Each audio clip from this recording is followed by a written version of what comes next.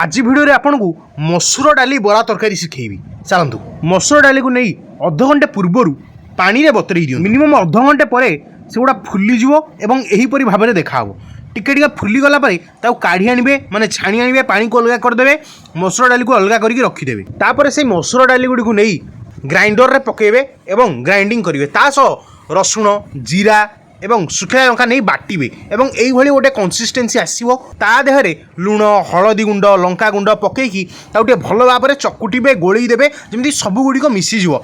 लुण स्वाद अनुसार देबे एवं राग जति आपण खाई परिबे सेतिकी देबे। तापर कड़ाई रे तेल गरम करिवे एवं से तेल रे एगुडी को बरा शेप करी छाणिबे माने गोल गोल गोल गोल करिकी ताको तेल रे पकेबे। गरम तेल होई साला पर ताको भल भाव में छाणिबे।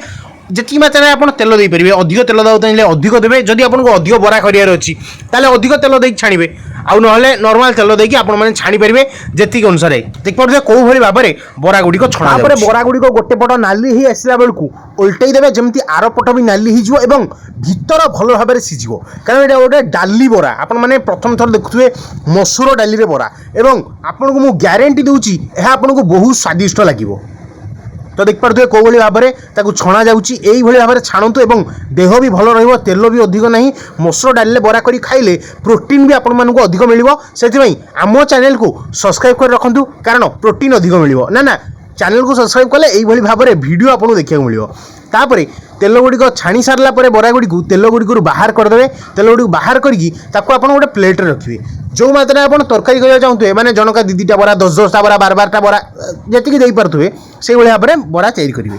तापर पुणी कड़ाई रे तेल टिके नेबे सोरिष तेल नेबे एवं से चीनी टिके पकेबे जमी कलरटा भल आसो एवं कटा पियाज पकेबे से कटा पियाज को पकईकी भल भाव में चलेबे एवं आम जो मसला प्रस्तुत करथिले मने अछि 15 मिनट पूर्व माने 2-3 मिनट पूर्व ताको पकेबे एवं बिलाटी गोटे काटिकी पकेबे से बिलाटी को चुन चुन करके छोट छोट करके क्यूब पीस करके ताको पकेबे से पकेकी ताको घांटिए भल भाव में मसला टाको कसिबे स्वाद अनुसार लुण पकेबे एवं आलू सिझाटा मस्ट आमे आलू सिझा खाइबा लोक आज्ञा आलू सिझा मस्ट आलू को पकईकी ताको टिके चलेबे एवं मसलाटा भलरे कसिबे।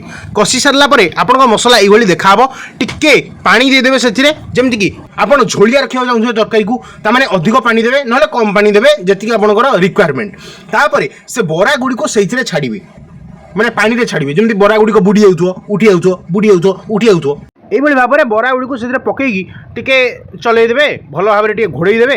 तापर फुटी आसो बरारे पानी पशिज नरम नरम बरा आप प्रस्तुत हो भात सांगे रुटी सांगे जो आप इच्छा भल भाव में खाई पारे। एवं वीडियो केमती लगे निश्चय कमेंट कर जनइबे एवं लाइक करेंगे एवं चैनल को सब्सक्राइब करेंगे। शेष पर्यंत देखि आपण मानकु धन्यवाद।